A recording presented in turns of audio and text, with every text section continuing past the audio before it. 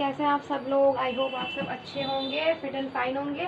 सो आ गए हम एक न्यू वीडियो के साथ। ये है chapter number 2, the Indian economy 1950 to 1990 का पार्ट 2। जो पार्ट 1 है वो हमने ऑलरेडी अपलोड कर दिया है अपने चैनल पे, उसका लिंक आपको डिस्क्रिप्शन बॉक्स में मिल जाएगा। सो ये जो है वो चैप्टर 2 है इंडियन डेवलपमेंट का, the Indian economy 1950 to 1990। Okay, so इसमें हमने जो पढ़ लिया था वो था, सबसे पहले तो हमने पढ़ लिया था कि जो सेंट्रल प्रॉब्लम ऑफ इकोनॉमी थी वो क्या थी, क्या थी, what to produce, how to produce and for whom to produce. ये थी हमारी सेंट्रल प्रॉब्लम ऑफ इकोनॉमी।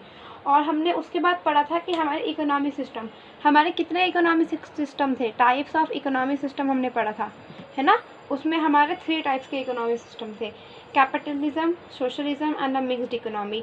और जो हमारी मिक्स्ड इकोनॉमी थी वो इंडिया की इकोनॉमी थी, मतलब इंडिया इसे ही फॉलो करती थी, मिक्स्ड इकोनॉमी को। ठीक है, तो हमने इतना पढ़ लिया था। हमने इकोनॉमिक प्लानिंग भी पढ़ लिया था कि इकोनॉमिक प्लानिंग क्या होता है। जो पीसी महालनोबिस थे वो आर्किटेक्ट थे इंडियन प्लानिंग के। ठीक है, हमने थोड़ा सा 5 ईयर प्लान के बारे में भी जान लिया था।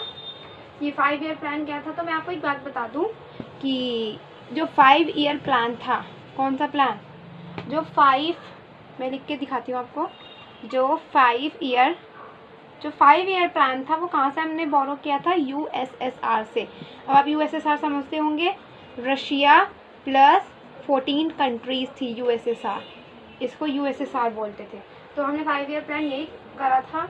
और इसमें जैसे लॉन्ग टर्म और शॉर्ट टर्म जो प्लान होते थे, ठीक है, तो 5 ईयर प्लान था वो था शॉर्ट टर्म। क्या था, ये था शॉर्ट टर्म, ये 5 साल का होता था। और जो 20 साल का प्लान होता था, 20 ईयर्स का प्लान होता था, वो कौन सा होता था, लॉन्ग टर्म प्लान होता था। ठीक है, उसे लॉन्ग टर्म कहते थे। और लॉन्ग टर्म का एक और नाम होता है, मैं आपको बताती हूँ, एक सेकेंड, जो एग्ज़ाम में आपको पूछा जा सकता है। ठीक है, कि जैसे हमने देखा कि भाई लॉन्ग टर्म तो था, ठीक है, अब देखो long term equal to perspectivated plan. ठीक है, long term equal to perspective plan. ये तो लॉन्ग टर्म होता था वो कितने का होता था, 20 साल का। और जो हमारा शॉर्ट टर्म था वो कितने का था, मैंने आपको बताया था, वो था 5 ईयर प्लान। जो 5 ईयर प्लान था वो शॉर्ट टर्म था and the 20 years plan the long term plan. Is that clear. ठीक है, अब हमारे जो ये था लॉन्ग टर्म प्लान जो था, इसे मिटा दो अभी, जो हमारा लॉन्ग टर्म था इसके कुछ गोल्स थे। ठीक है, मतलब हमारे पर्सपेक्टिव प्लान के कुछ गोल्स थे। ठीक है, वो मैं आपको लिख के दिखाती हूँ कौन कौन से गोल्स थे। और जो हमारे ग्रोथ है उसको लिखने से पहले मैं आपको एक चीज़ बता दूँ कि जो हमारा 5 ईयर प्लान था वो कब लॉन्च हुआ था, वो लॉन्च हुआ था 1 अप्रैल 1951। ठीक है, ये कब हुआ था स्टार्ट, ये स्टार्ट हुआ था। और एंड कब हुआ था इसका एंड हुआ था 31 मार्च 1956 में, इसका एंड हो गया था। It is very important information to all of you. ठीक है, इसे नोट डाउन कर लीजिए आप। तो ये जो हमारा था ये था, तो हमारे बेसिकली 3 मैनुअल प्लान बने थे, 1956 से 1961, 1961 से 1966 एंड द 1966 से 1969। जो ये लास्ट प्लान था, कौन सा मैंने लास्ट प्लान बोला अभी, 1966 से 69, ये था 3 एनुअल प्लान, यानी कि 1 ईयर प्लान। तो हमने 1 ईयर प्लान के बारे में जाना, 5 ईयर प्लान के बारे में जाना एंड 20 ईयर प्लान के बारे में जाना। ठीक है, तो अब हम समझते हैं the 4 basic goals of the perspective plan, यानी लॉन्ग टर्म प्लान।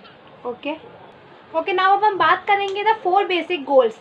जो मैंने अभी आपको बताया था 4 बेसिक गोल कौन कौन से थे। फर्स्ट जो था वो था growth, second is modernisation and the third is self reliance and the fourth is equity.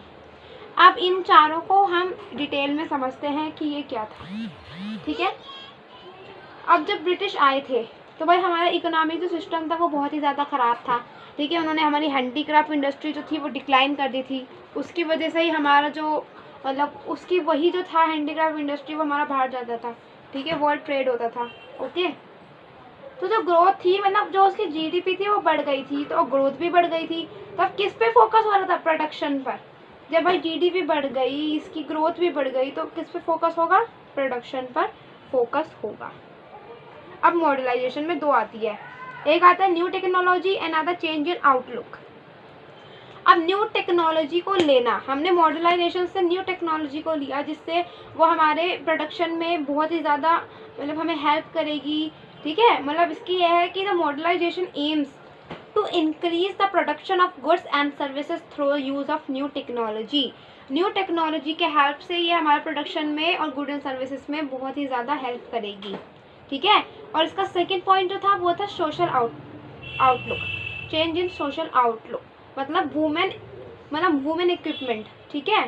तो वुमेन इक्विपमेंट ये था कि भाई जैसे आम लोगों को इक्वल राइट्स मिल रहे हैं, ठीक है, वैसे ही जो वो है वुमेन है उसको भी इक्वल राइट होना चाहिए, उसको भी वही पावर होनी चाहिए जैसे एक मैन को दी जाती है, उसके बाद भी वही सब फ्रीडम होनी चाहिए जो एक मैन को दी जाती है, ठीक है। तो इसमें वो चीज़ थी मॉडर्नाइजेशन में, दो चीज़ थी, एक न्यू टेक्नोलॉजी लाए थे और एक उन्होंने आउटलुक्स मतलब सोशल आउटलुक में चेंज किया था वुमेन के प्रति। थर्ड आता है सेल्फ रिलायंस, मतलब सेल्फ इंडिपेंडेंट होना ज़रूरी है। सेल्फ रिलायंस का मतलब हो गया सेल्फ इंडिपेंडेंस, ठीक है, मतलब सेल्फ इंडिपेंडेंस होना बहुत ज़्यादा ज़रूरी है। भाई अब ये तो नहीं है ना हमारी कंट्री कब बाहर से मांगती रहेगी कि हमें ये दे दो, हमें वो दे दो। भाई सेल्फ इंडिपेंडेंट मतलब हमें खुद के ऊपर, खुद पे भरोसा होना चाहिए कि हम ये चीज़ कर सकते हैं, ठीक है। तो ये जो है सेल्फ रिलायंस मतलब मीन्स सेल्फ इंडिपेंडेंट होना चाहिए और होना ज़रूरी है, ठीक है, ठीक है। और जो ये थी इसमें था to promote economic growth and the modernisation, और ये हमारी इकोनॉमिक ग्रोथ को भाई ग्रो कर रही थी, ठीक है, ये हमारी इकोनॉमिक को ग्रो कर रही थी क्योंकि भाई जब हमारे सेल्फ वो है तो ग्रो तो करेगी ना वो।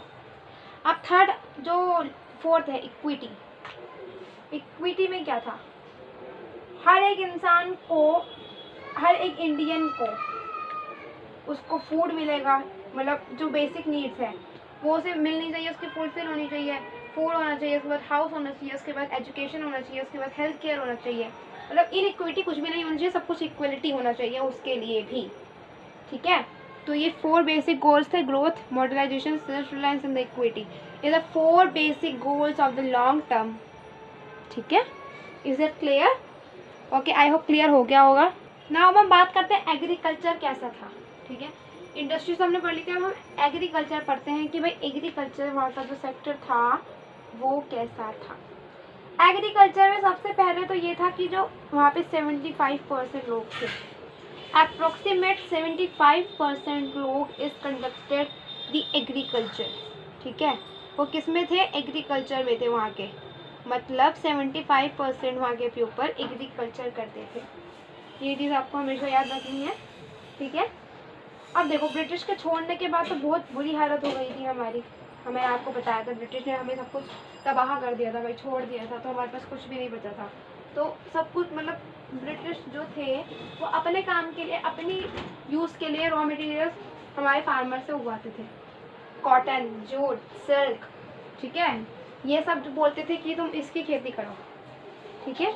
तो भाई अब मजबूर थे हमें करनी भी पड़ी थी। तो एग्रीकल्चर में 75% लोग थे वो थे, ठीक है। अब हम पढ़ेंगे फीचर्स ऑफ द एग्रीकल्चर। क्या पढ़ने वाले हैं हम?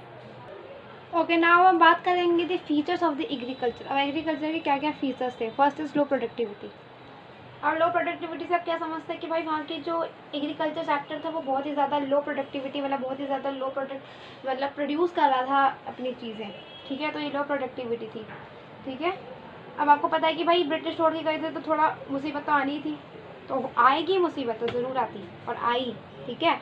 जो एग्रीकल्चर सेक्टर था वो low productivity. Second is disguise unemployment, मतलब कि अब डिसग्यूज अनएम्प्लॉयमेंट ऐसा है कि अब जैसे एग्जाम्पल ले लो, कहीं हमारी खेती है, ठीक है, एक लैंड है, वहाँ पे ज़रूरत सिर्फ ज़रूरत सिर्फ 2 लोगों की है खेती करने के लिए, बट वहाँ ज़बरदस्ती 4 लोग हैं, ठीक है। 2 लोगों की नहीं ज़रूरत है पर तब भी वो 2 लोग हैं ज़बरदस्ती के लिए, ठीक है।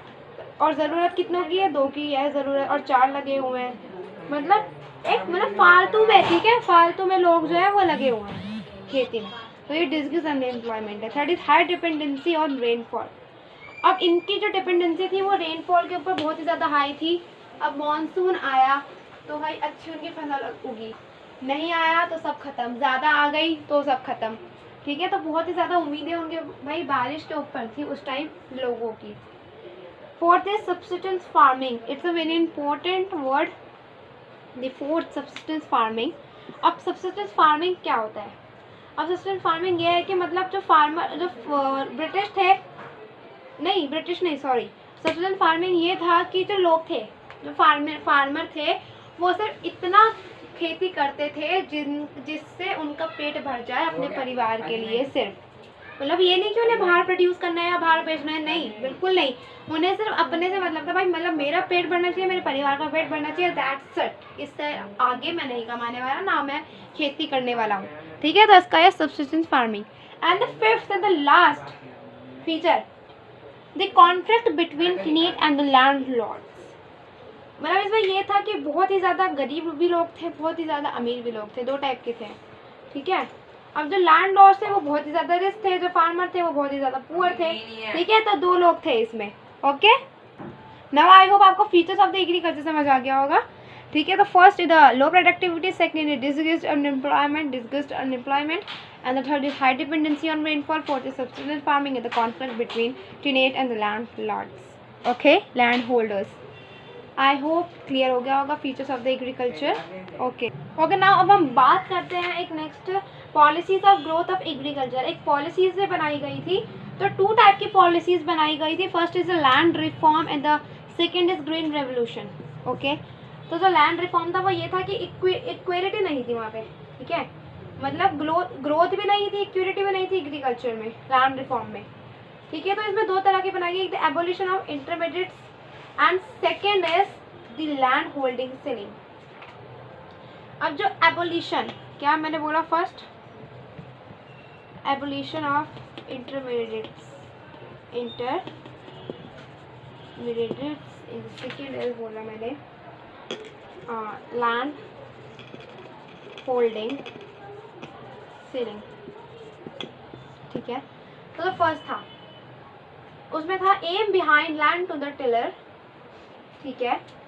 इसमें ये था कि जो गोल था, मतलब वो इक्विटी तो नहीं थी इसमें बिल्कुल भी, इसमें मतलब ना ग्रोथ में इक्विटी थी, ठीक है, मतलब किसी को कुछ ज़्यादा मिल रहा है किसी को कम, मतलब एक तरह से मतलब इक्वालिटी नहीं थी इसमें बिल्कुल भी, ठीक है। और जो लैंड होल्डिंग सेलिंग था, land holding ceiling refers to fixing the specific limit of land, मतलब एक स्पेसिफाइड फिक्स्ड लिमिट लैंड था हमारे पास एग्रीकल्चर करने के लिए, ये था लैंड होल्डिंग सेलिंग। अब सेकंड जो आता है वो ग्रीन रेवोल्यूशन आता है। ग्रीन रेवोल्यूशन में जो थे वो 75 countries population dependent on the agriculture, जो 75% पीपल थे वो डिपेंडेंट कहाँ थे, वो डिपेंडेंट थे सिर्फ और सिर्फ एग्रीकल्चर में ग्रीन रेवोल्यूशन के टाइम, ठीक है। तो green revolution refers to the large increase in the production of food grains due to use of high yielding seeds HYV और मेकियर seed especially on wheat and rice. Green revolution भाई एक ये था कि एक योजना निकाली कि जिससे हमारा जो फार्मर है उनको हेल्प हो, ठीक है, उनके लिए जो large increase in production food, जो मतलब उनका जो प्रोडक्शन है वो बहुत ही ज़्यादा लार्ज हो फूड ग्रेन्स का, ठीक है। और वो किसकी वजह से हो, HYV की तरफ से, हाई यील्डिंग वेराइटी की तरफ से हो, जो हमारा वो हो, ठीक है। और उन्होंने एक वो निकाली मेजर सीड्स जो स्पेशली व्हीट और राइस के लिए ही थी, ठीक है। बहुत महंगी होती थी, ये आप गूगल पे सर्च करोगे ना तो ऐसे आएगा, इतनी बड़ी वो होती थी। और मतलब फार्मर ने, ये समझ लो एक हैंड है, फार्मर ने ऐसे हाथों में लेकर फ़ोटो खिंचवाई थी, ठीक है। ये बहुत बड़ी होती थी व्हीट, ठीक है। तो ये था ग्रीन रेवोल्यूशन, ठीक है। अब HY seeds of agriculture revolution, मतलब इसके अब जो थी Indian economic experiment success of green revolution in 2 phase. अब इन्होंने जो ग्रीन रेवोल्यूशन था इन्होंने 2 फेज में सक्सेस हासिल करी। जब इन्होंने अपनी वो शुरू करी तो 2 फेजेस में थी। जो फर्स्ट फेज था वो था मिड 60s to 70s के बीच में, एंड सेकंड था मिड 70s to 80s के बीच में। अब जो फर्स्ट फेज था the mid 60 to 70s the use of HY seeds in the restrict mode एफिलो स्टेट जो HYV सीट थी वो किस किस स्टेट्स में वो हुई थी अप्लाई? पंजाब, हरियाणा, पंजाब, तमिलनाडु एंड आंध्र प्रदेश। कहाँ हुई थी? आंध्र प्रदेश। पंजाब, तमिलनाडु एंड आंध्र प्रदेश में HY सीट्स हुई थी। और जो हमारा सेकंड फेज था उसमें कि HY seed technology separate to large number of state. तो जो 60s to 70s था ये तो HY सीट्स कुछ ही स्टेट्सों में हुई शुरू, और जो उसके बाद हमारा मिड 70s to 80s आया ये मोस्टली स्टेट्स में शुरू हो गई। किसमें? मोस्टली स्टेट्स में आ गई थी HYV सीट्स आ गई थी। ठीक है, तो आई होप आपको ये समझ आ गया होगा कि क्या था ये हमारा। अब जो हमने ग्रीन रेवोल्यूशन जो सीड्स थी वो हमने अपनाई, पर उसके साथ साथ कुछ रिस्क भी थे भाई। ठीक है, क्या क्या रिस्क थे देखते हैं। फर्स्ट रिस्क था रिस्क ऑफ पेस्ट अटैक। क्या था? रिस्क ऑफ पेस्ट अटैक था फर्स्ट रिस्क। इसमें यह था कि जो HY क्रॉप थी, ठीक है, अब मैं इसको पढ़ के सुनाती हूँ। इसमें क्या लिखा है? The HYV crops were more prone attack by pests, so there was a risk the small farmer to adopt the technology could everything is a pest harvest risk the constantly reduce the services research institution established by the government।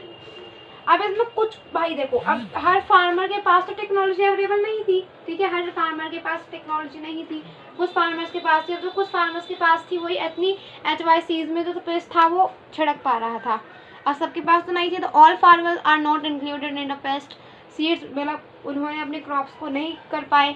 और जो second था वो second risk क्या था?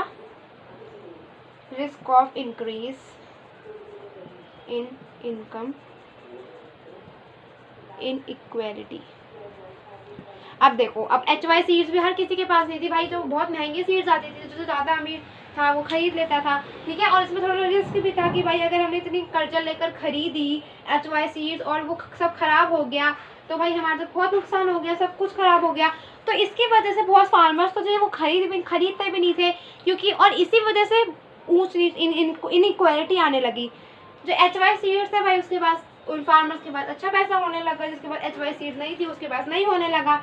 तो इसकी वजह से ये risk of increase in income inequality आई। ठीक है, अब हम बात करेंगे इसके बाद इंडस्ट्रियल डेवलपमेंट। इंडस्ट्रियल डेवलपमेंट कैसे हुआ? इंडस्ट्रियल सेक्टर में 3 शेड्यूल बना दिए गए थे, A, B and C। 3 schedule बना दिए गए थे। तो A शेड्यूल था the first category compressed industry we would exclusively owned by the state. ठीक है, जो ये इंडस्ट्री थी वो सिर्फ और सिर्फ स्टेट की थी, मतलब स्टेट पे थी। ठीक है, तो इसमें जो 17 industry were include like arms and ammunitions, atomic energy, heavy coal industries, aircraft और रेलवे, शिपिंग। ठीक है, तो इसके बाद मोस्टली तो हमारी फर्स्ट थी वो स्टेट के पास थी, बट इसमें से कुछ इंडस्ट्रीज थी। ठीक है, कुछ इंडस्ट्रीज थी इसमें। वो कौन कौन सी इंडस्ट्री थी? एक तो थी एटॉमिक एनर्जी की, एयरक्राफ्ट की, रेलवेज की and the arms and ammunitions. ये जो 4 थी वो किसके हाथ में थी? सेंट्रल गवर्नमेंट के पास थी वो। ठीक है, अब शेड्यूल जो बी था उसमें था 12 इंडस्ट्रीज थी टोटल। इसमें कितनी थी? 17 थी। 70s में से 4 तो थी वो सेंट्रल गवर्नमेंट के अंदर थी। तो इसमें 12 इंडस्ट्रीज थी, और इसमें स्टेट तो ओन करता था, बट इसमें से कुछ प्राइवेट जो सेक्टर थे वो भी करते थे, उन्होंने भी मतलब ले ली थी उनसे। कौन कौन सी थी? एल्यूमिनियम की, ठीक है, mining industries, machine tools, fertilisers etcetera. और जो शेड्यूल सी था इसमें तो सब कुछ जो था वो प्राइवेट सेक्टर का ही हो गया था। क्या हो गया था? इसमें सब कुछ प्राइवेट सेक्टर के अंडर आ गया था। ठीक है, तो इसमें 3 कैटेगरीज बनाई गई थी। ओके, तो आई होप आपको ये चैप्टर अच्छे से क्लियर हो गया होगा। ये जो था ये पार्ट 2 था, दिस इज अ पार्ट 2। जो part 1 is already uploaded in this my channel. So thank you, very thank you for watching my video, and please like, share, comment, subscribe my channel. Please, I hope you like, comment, share, and please subscribe my channel. Okay, tata, bye bye, take care.